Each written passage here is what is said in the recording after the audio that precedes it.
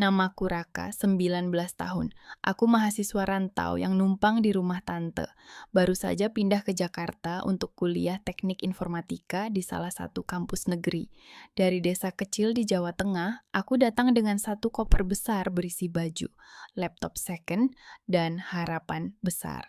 Orang tuaku petani, mereka bangga tapi juga khawatir. Jaga diri ya, jangan ikut-ikutan yang nggak bener. Pesan ibu berulang-ulang sebelum aku naik kereta. Simak cerita lengkapnya. Jangan lupa like, share, dan subscribe. Selamat menonton. Tante Lina, adik ayahku, menawarkan tempat tinggal. Rumahnya di Jakarta Selatan, besar, 2 lantai, ada taman kecil di depan, dan garasi yang muat 2 mobil. Paman Rudi, suami tante, pengusaha yang sering keluar negeri. Kamu tinggal aja di sini, nak. Biar tante yang urus makan dan cuci bajumu, kata tante waktu telepon.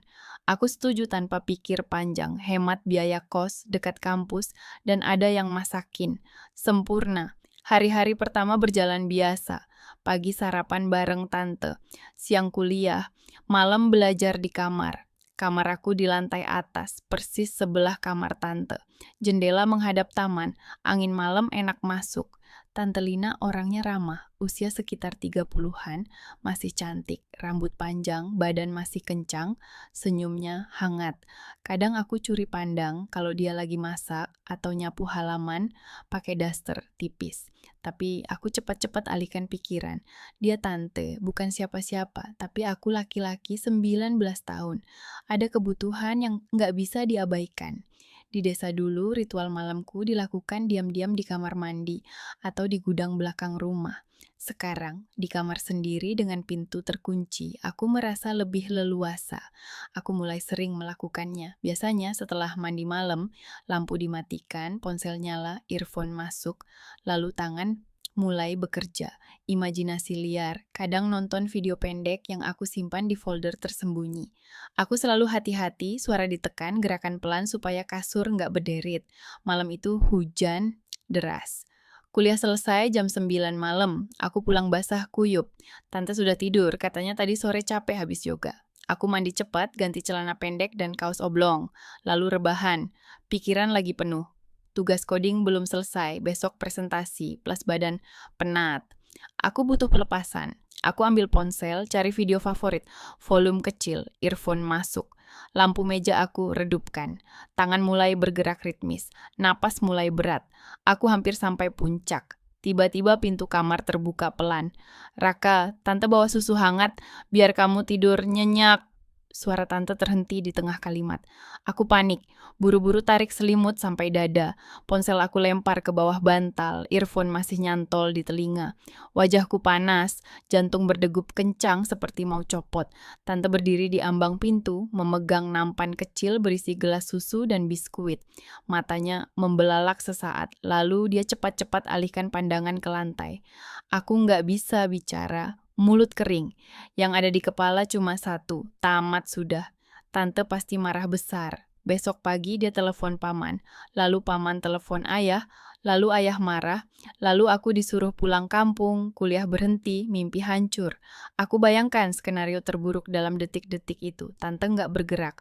Dia cuma diam beberapa detik, lalu pelan-pelan masuk, tutup pintu di belakangnya. Nampan diletakkan di meja belajar. Dia nggak marah, malah tersenyum tipis, seperti orang yang baru ingat sesuatu. Maaf nak, tante lupa ketuk dulu, katanya pelan. Suaranya lembut, nggak ada nada menghakimi. Aku masih nggak bisa bicara. Cuma bisa menatap selimut yang menutupi badanku. Tante mendekat, duduk di pinggir kasur, jaraknya dekat sekali. Aku bisa cium aroma sabun mandi dari tubuhnya. Jangan takut, bisiknya. Tante nggak akan bilang ke siapa-siapa, apalagi ke paman atau orang tuamu. Ini, wajar, Raka. Kamu masih muda. Tante mengerti. Aku akhirnya angkat muka. Tante, beneran nggak marah? Dia menggeleng. Kenapa harus marah? Tante juga pernah muda. Tante tahu rasanya. Butuh itu. Dia tertawa kecil, suaranya seperti angin malam. Malah tante kadang iri. Kamu masih bisa lepas begitu bebas. Aku terdiam. Jantung masih deg-degan, tapi rasa takut perlahan surut. Tante menyentuh bahuku pelan. Kalau kamu mau, tante bisa bantu, supaya enggak sendirian terus. Aku menatapnya. matanya serius, tapi ada kilau aneh di situ. Bukan marah, bukan jijik, lebih ke penasaran, atau mungkin hasrat. Malam itu kami ngobrol sampai larut.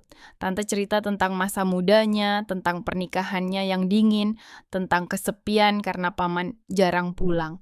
Aku cerita tentang hidup di desa, tentang tekanan kuliah, tentang rasa kesepian di kota besar ini. Percakapan mengalir ringan, tapi ada getar aneh di udara. Saat tante akhirnya berdiri mau pulang ke kamarnya, dia berhenti di pintu. Kalau malam-malam kamu butuh teman, ketuk aja pintu tante. Ya, katanya sambil tersenyum. Pintu ditutup pelan. Aku rebahan lagi, tapi kali ini nggak ada ritual. Yang ada cuma pikiran berputar-putar, Tante Lina.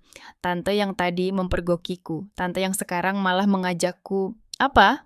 Aku nggak tahu harus takut atau senang.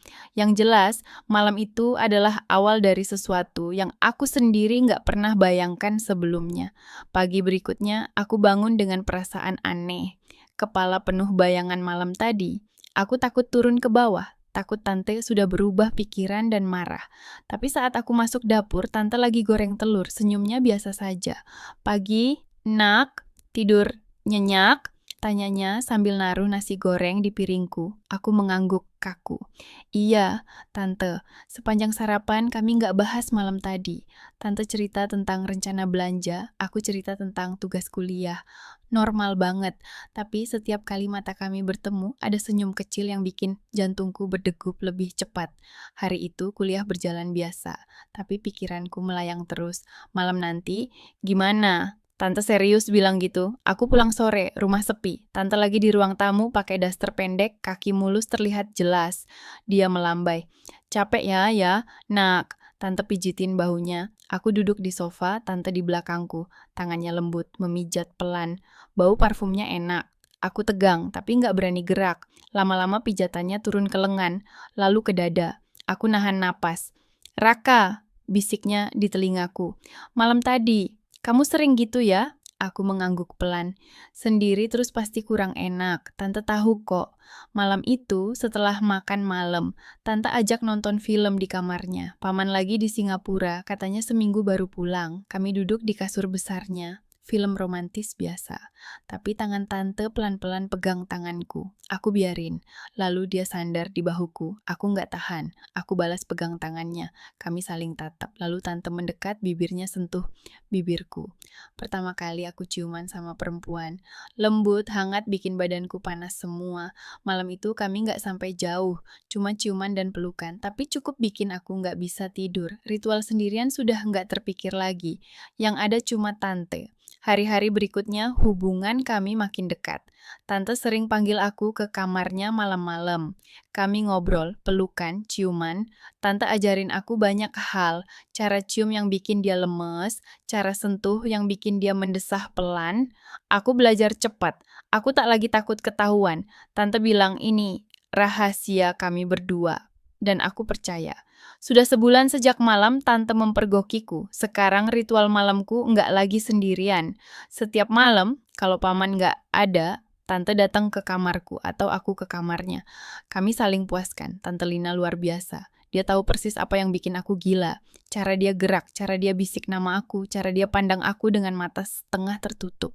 Aku jatuh cinta. Bukan cuma nafsu, tapi beneran sayang. Siang hari kami biasa saja.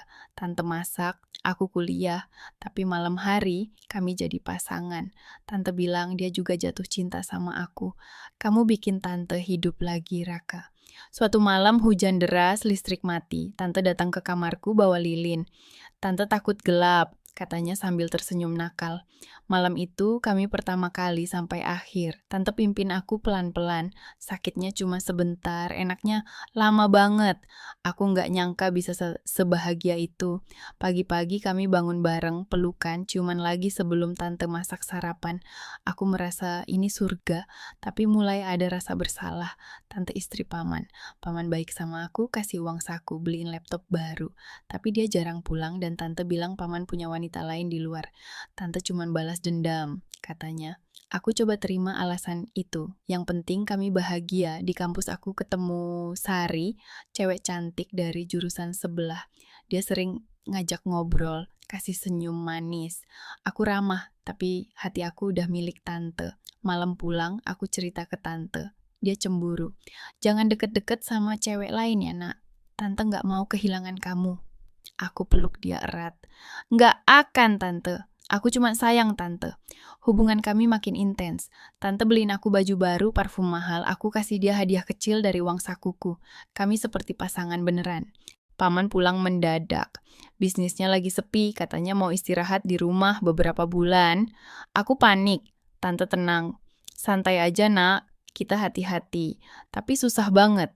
Malam-malam aku pengen ke kamar tante.